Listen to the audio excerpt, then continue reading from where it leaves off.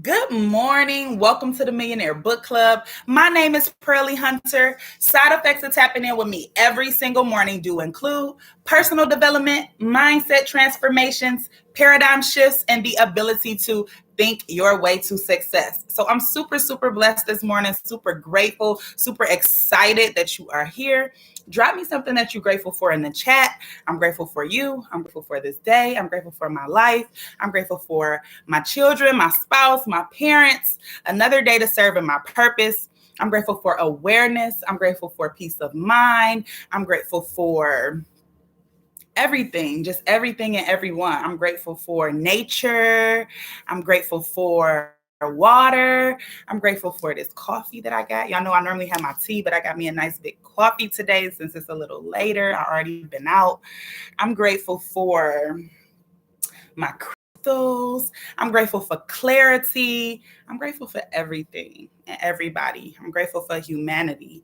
I'm grateful for the frequency of humanity being raised as we speak by my efforts and the efforts of many others. Okay. So drop me something that you're grateful for in the chat. Let me get this daily word read real quick. Today is the 21st. July 21st. All right. So the word for the day today is joy. Joy. I celebrate joy. Sometimes I express my spirit of irrepressible joy and let my happiness flow freely with celebration and enthusiasm. My exuberance bursts forth as spontaneous gratitude for life. My heart is filled with the truth that I am a unique expression of divine joy. Other times, I express my joy more peacefully. I reflect and meditate upon the gentle sense of well being in my heart, and I move gracefully through life with greater poise and harmony.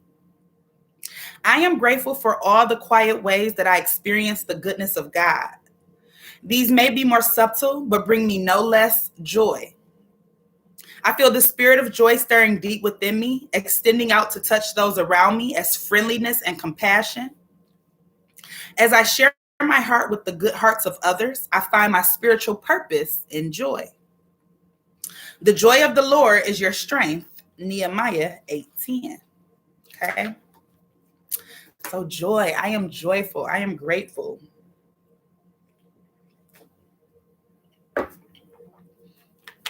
I am happy. I am abundant. I am blessed. I am wealthy. I am awareness. I am self-mastery. I am a protege of source connection. Okay. So let's pull us a card. I'm pulling from the Four Agreements card deck. Ooh, guess what, y'all? So I got a new deck that I'm going to pull on the full moons and the new moons. I got a moon deck for us. And I love it already. So on the full moon and on the new moons, I'm going to pull us a moon card, a moonology card. Well, let's see. Let's see what we should be doing today. So the Four Agreements, these are two. The Four Agreements was written by Don Miguel Ruiz, and it was the fifth book we read. So the first one says, be impeccable with your word. Realize the power of your word. Realize the power of your word.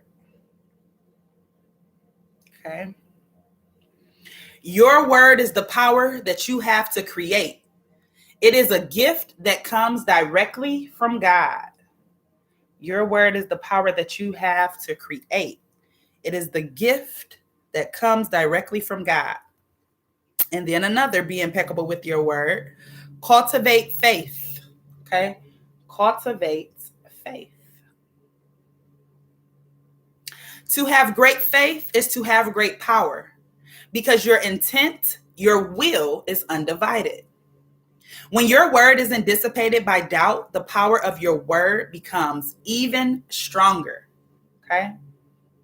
So don't doubt yourself.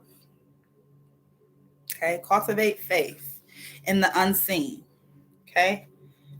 Let go and let God. Perfect. So if you haven't subscribed to my YouTube, go ahead and subscribe for me. YouTube is I Coach Wealth. Like the YouTube, subscribe, comment on the videos, tag a buddy. And we're going to get the read started now. So if I say something that resonates with you, drop an MOC in the chat. This is chapter 5, and we are going to finish this baby because this is part 3 of chapter 5. If you need part 1 and part 2, it is on the YouTube page, so you can go back and catch up if you need to. But this was all about purpose. Okay, this chapter was all about purpose, and chapter 5 actually started a next section. Okay, so in the first couple chapters, we talked about values and all of that. We talked about basically letting go. Okay, letting go. And now we're in the section to grow. Okay, so it starts with our purpose or our dharma. All right, and our dharma is like combining your passion with your skill, right, and making it work for you throughout your life. And on Monday, we talked about the different quadrants, and it was 4 different quadrants that we discussed, okay, in great detail. And the first quadrant was people have skill but no passion in what they're doing. Quadrant 2 was skill and passion. Quadrant 3 was no skill and no passion. And then quadrant 4 was no skill but passion. So then our question was, how can we move more of our time and energy towards section 2, doing things we are good at and love? Okay, so that's what you want to focus on. How can you move more of your time to section 2, doing things that you are good at and love? Okay, so basically, instead of trying to add different things to yourself and try to work to get better at those, there's things that you're already naturally good at, things that you already naturally do very, very well. And so what you should do, instead of learning new things to perfect or, learn how to do well, you should strengthen the things that you already do well and figure out how you can combine that with what you're doing in your life, right? So let's just say, like for me, I'm a nurse, but I love to sing, right? So if that's the route that I wanted to go, I would have to think about how could I merge my skill and my passion, right? How could I merge the two together to make it work for me? You don't have to leave your whatever you got going on all together, but it is a way to merge the two to make it work for you. Okay, so let's see. I'm starting on page. We were going to test our dharmas. Okay. So I am on page 115, test drive your dharma. Good morning, Just Jules. How you doing? Okay, test drive your dharma. So this is Think Like a Monk, Jay Shetty, chapter 5, page 115. If I say something that resonates with you, please drop an MOC in the chat. MOC means moment of clarity. It's basically my way to know that you are picking up, taking some value from this read. It's making sense to you. If I'm reading too fast, just let me know. I can slow down. But yeah, just listen. Listen and take it all in. Test drive your dharma, okay? The Vedic personality test helps you begin to see your Varna. But just like a horoscope, it can't tell you what's going to happen tomorrow. It's up to you to test these Varnas in the real world through exploration and experimentation. If your Varna is leader, try to take on that role at work or by organizing your kid's birthday party. Do you genuinely take joy in the process? Think about the level of awareness we have when we eat something. We immediately do a sense check and decide if we like it, and we wouldn't have trouble rating it on a scale of 1 to 10 if asked to do so. Furthermore, we might have different feelings about it the next day. When I have my favorite chocolate brownie sundae on a Sunday night, I feel pretty happy about it. But by Monday morning, But by Monday morning, I no longer think it was the best thing in the world to put in my body. With both immediate and long-term reflection, we form nuanced opinions about whether we want to make that food part of our regular diet. All of us do this with food. We do it when we leave a movie theater. Did you like it? And some of us do it on Yelp. But we don't think to measure our compatibility with and taste for how we spend our time. When we get in the habit of identifying what empowers us, we have a better understanding of ourselves and what we want in life. This is exactly what we're going to do to refine our understanding of our Varna. The first and most critical question to ask when you're exploring your Varna is, did I enjoy the process? Test the description of your Varna against your experience to pinpoint what you enjoyed about it. Instead of saying, I love taking pictures, find the root of it. Do you like helping families put together a Christmas card that makes them proud? Guide. Do you like to document human struggles or other meaningful situations in order to promote change? Leader. Or do you love the technical aspects of lighting, focus, and developing film? Maker. As monks, every time we completed an activity or thought exercise like the ones in this book, we asked ourselves questions. What did I like about that? Am I good at it? Do I want to read about it, learn about it, and spend a lot of my time doing it? Am I driven to improve? What made me feel comfortable or uncomfortable? If I was uncomfortable, was it in a positive way? A challenge that made me grow? Or a negative way? This awareness gives us a much more nuanced view of where we thrive. Instead of sending us on one and only one path, that awareness opens us up to new ways we can put our passions to use. Okay? So it's a try this on page 116. It says, keep an activity journal. And that's so funny that he bringing up this journal, because I swear Nano was just reading us entries from his journal 2 years ago, 3 years ago. And it's nice to be able to write how you was feeling right now and then look at it 2 years later to just look for the messages, right? Look for the synchronicities. Look for, is it the same thing? How the energy was 2 years ago? Is it the same now? Did I grow? Am I different? You know what I'm saying? So I got to get better with my journal. Like, I have a little journal that I write in every single day. Y'all know that. But it's just my affirmation journal. So it's this little journal. I write in here every day, right? But these is more affirmations. I actually want to start writing. Good morning, King. Welcome.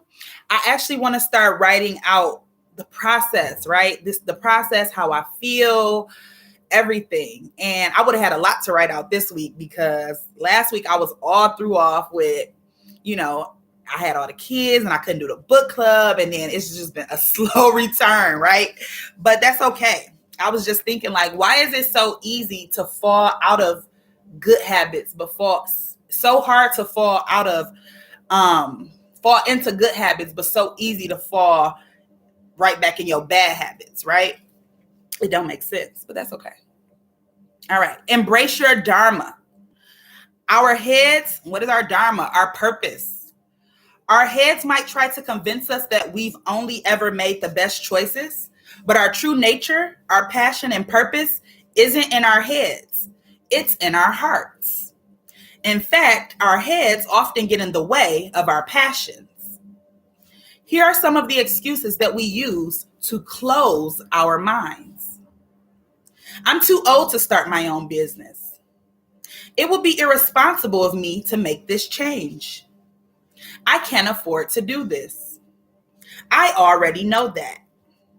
I've always done it this way. That way won't work for me. I don't have time. Past beliefs, false or self-deceiving, sneak in to block our progress. Fears prevent us from trying new things. Our egos get in the way of learning new information and opening ourselves to growth. More on this in chapter 8. And nobody ever has time for change. But miracles happen when you embrace your Dharma. Growing up, Joseph Campbell had no model of a career that fit his diverse interests. As a child in the early 1900s, he became fascinated by Native American culture and studied everything he could about it. During college, he became entranced with the rituals and symbols of Catholicism.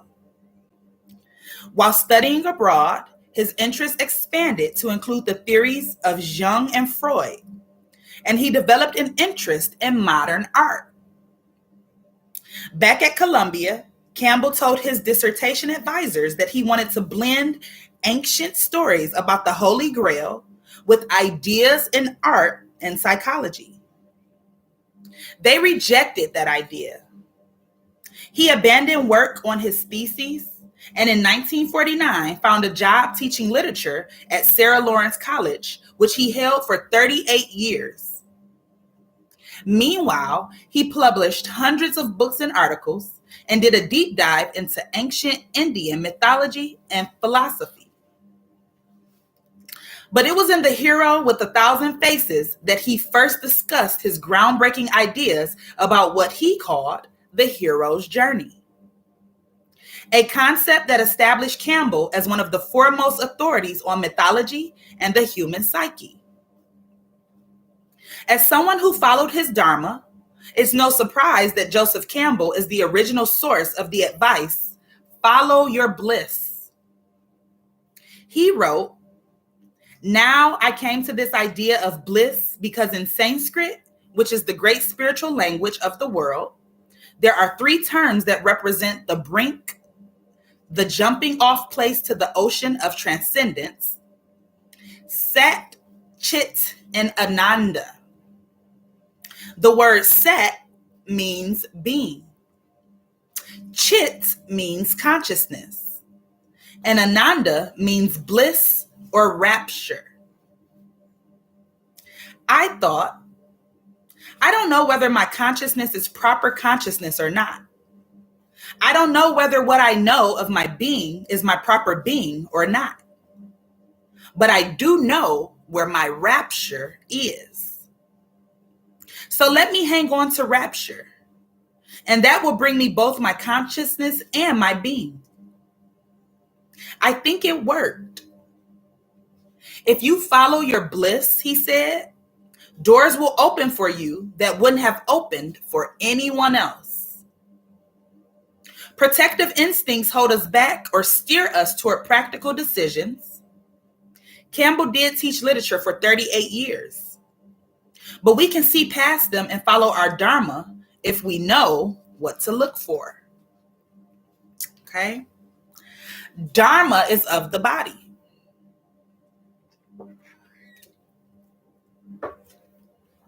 Dharma is of the body.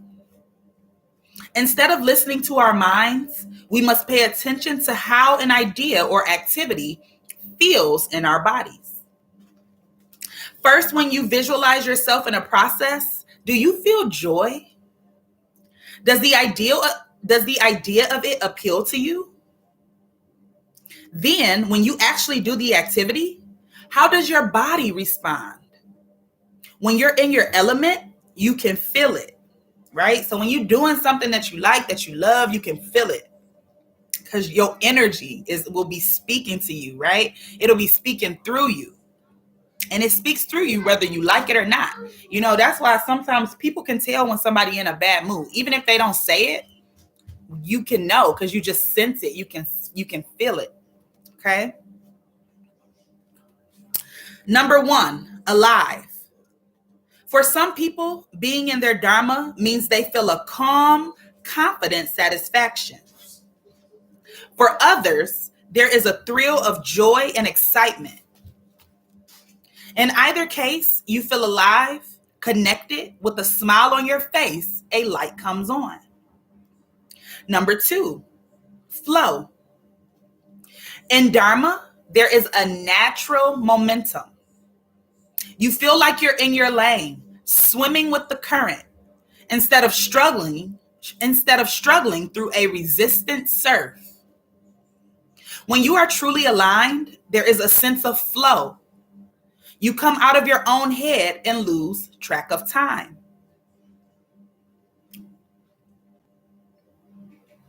Number 3, comfort. In your Dharma, you don't feel alone or out of place. No matter who comes or goes or where you are physically, where you are feels right, even if the place where you feel right is traveling the world.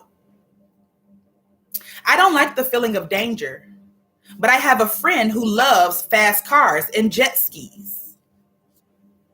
The danger, the worst case scenario, is the same for both of us. But for him, it is worth it, or the danger itself is a joy. On stage, I'm in my element, but someone else would shut down. Okay? So what brings you that satisfaction? What brings you that comfort, that flow? What makes you feel alive, right? That's what you're searching for. That's the passion. Number 4, consistency. If you have a great time snorkeling on vacation, that doesn't mean snorkeling or being on vacation, for that matter, is your Dharma. Being in your Dharma bears repeating. In fact, it gets better the more you do it. But a single event is a clue to what energy you like, when and how you feel alive. And number 5, positivity and growth. When we're aware of our own strengths, we're more confident, we value others' abilities more, and we feel less competitive. Okay? When we are aware of our own strengths, the inclination to compare yourself to others may not go away completely, but it shrinks because you only compare yourself to people within your area of expertise. Rejection and criticism don't feel like assaults. They feel like information that we can accept or reject depending on whether they help us move forward. And I like that part. Just a little reminder. Every idea that we hear, everything that somebody says, every idea that we come up with in our own mind, we don't have to accept it, right? But we do have to be responsible enough to discern and either allow it or reject it, right? We rolling with this, or no, this is not in agreement with my Dharma, my values, right? My morals, my goals, my purpose. Dharma is your responsibility. Once you have a sense of your Dharma, it's up to you to set up your life so that you can live it. Okay? We're not always going to be in a place or a situation where others recognize our Dharma and bend over backward to help us fulfill it. As we all have experienced at one time or another, bosses don't always tap into their employees' potential. If you're reading this chapter thinking, my manager needs to understand Dharma, then she'll give me the promotion, you've missed the point. Okay? We will never live in an idyllic world where everyone constantly lives their Dharma, with occasional pauses for their bosses to call and ask if they're truly fulfilled. It is our responsibility to demonstrate and defend our Dharma. The Manu Smriti says that Dharma protects those who protect it. Dharma brings you stability and peace. When we have the confidence to know where we thrive, we find opportunities to demonstrate that. This creates a feedback loop. When you safeguard your Dharma, you constantly strive to be in a place where you thrive. Okay? When you thrive, people notice and you reap rewards that help you stay in your Dharma. Your Dharma protects your joy and your sense of purpose and helps you grow. Stretch your Dharma. Stretch your Dharma. Okay. A person who isn't living their Dharma is like a fish out of water. You can give the fish all the riches in the world, but it will die unless it's returned to the water.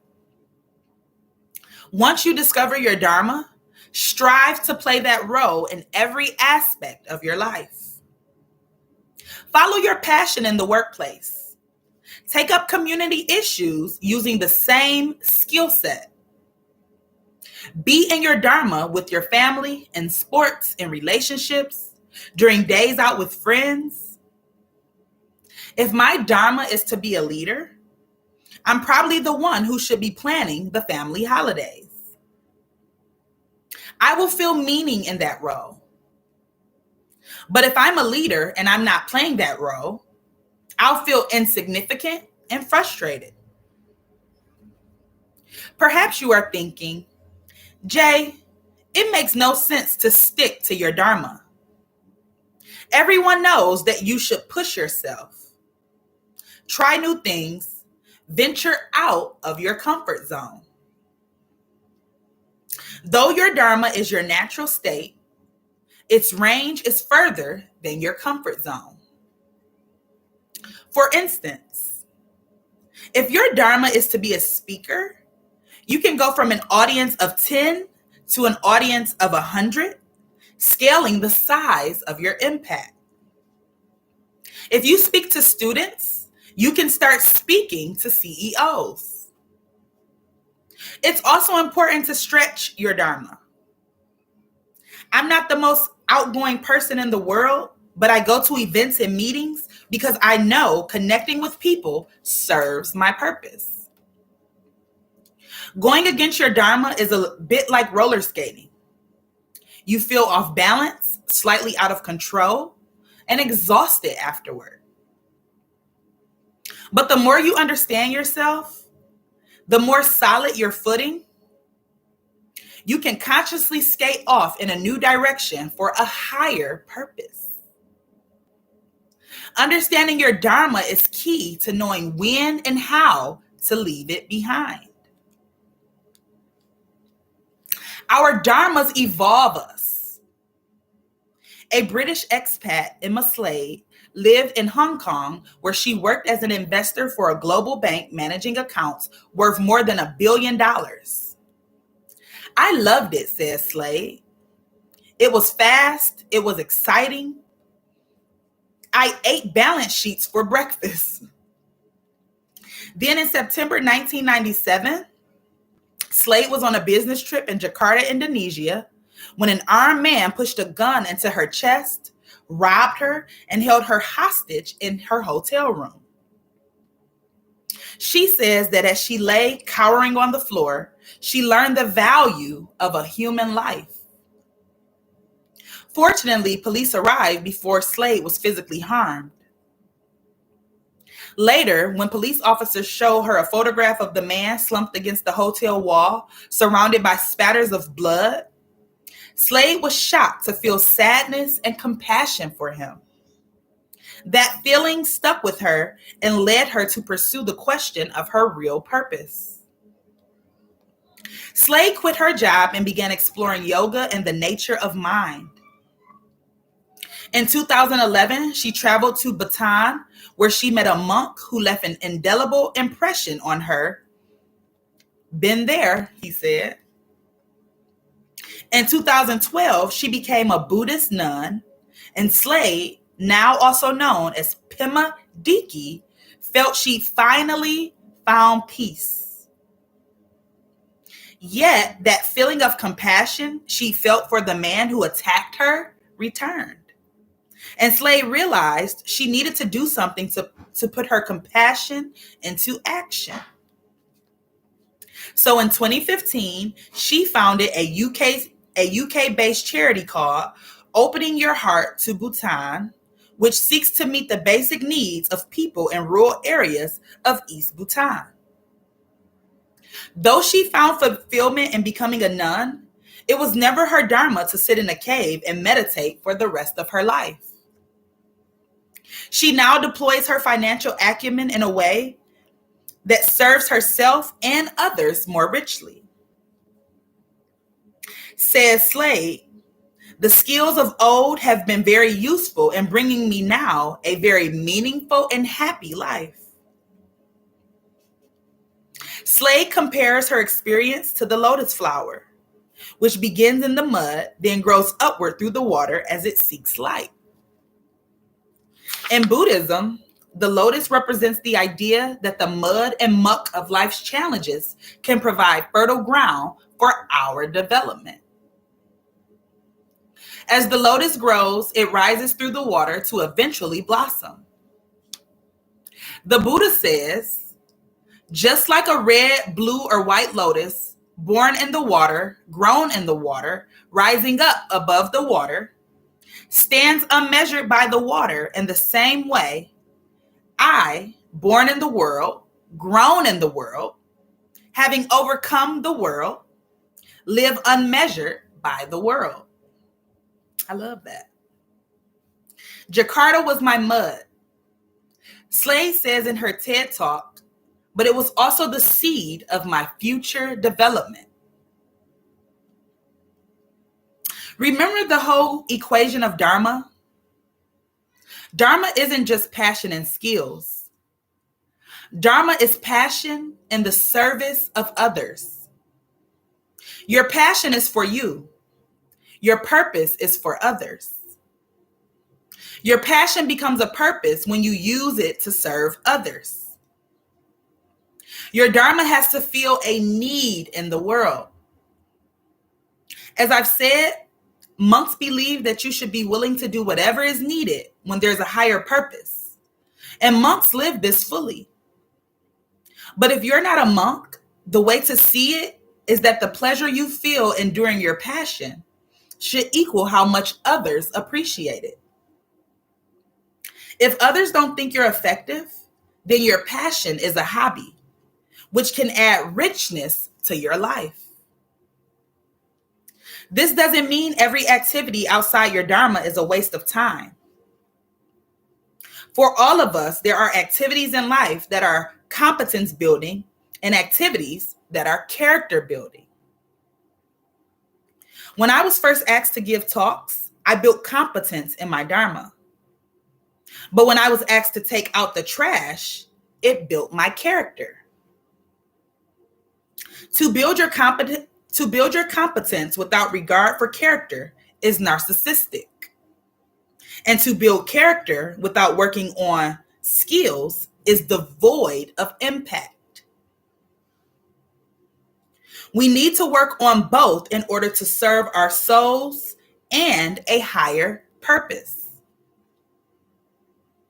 Knowing your purpose and fulfilling it is easier and more fruitful when you use your time and energy wisely every day, right? With intention. In the next chapter, we will talk about how to get the best start to your day and how to follow through from there. Okay? Yay! So we finally finished chapter 5. Thank you, God, right? We finished chapter 5. This was part 3. This was a long chapter, but it was a great chapter. All about purpose.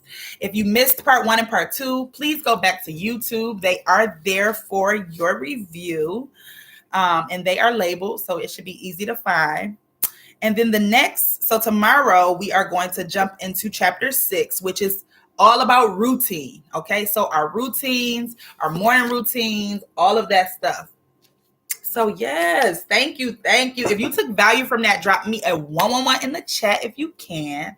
If you go back and watch this video, let me know what your favorite part about this chapter was. Let me know what you think your Dharma is, what you think your Varna is. Are you a leader? Are you a guy? Are you a maker? Let me know. Like, are you Are you living in your purpose right now? Are you living in your Dharma right now? Or do you got some work to figure it out? I think for me, I am figuring out a new, okay, so I'm living in my Dharma, right? Because what I do now, my career, I love it. I love delivering babies. I love being a nurse. It's something I've always wanted to do since I was a child. And so that's my career. But now my attraction to this manifestation information, the law of attraction, the universal laws and things like that, my attraction to that, that's more of like a calling, right? That's more of like, I think another aspect of my purpose, another aspect of my Dharma. And I feel that way because I initiated the book club and that was my service, right? So this was my service to the world.